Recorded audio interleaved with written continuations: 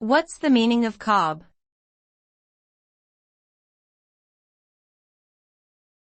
Cob.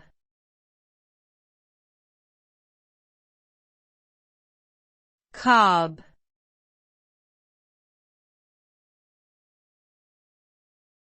Cob.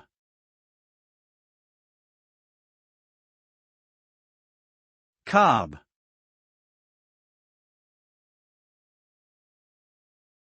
The word cob has multiple meanings depending on the context in which it is used.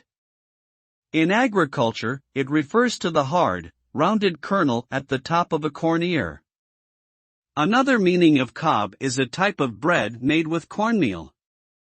Additionally, in construction, cob can refer to a building material made from a mixture of soil, clay, and straw. The term cob can also be used as a short form for cobblestone, which is a type of paving stone commonly used in streets and pathways. Overall, the meaning of cob varies depending on the field or industry in which it is used.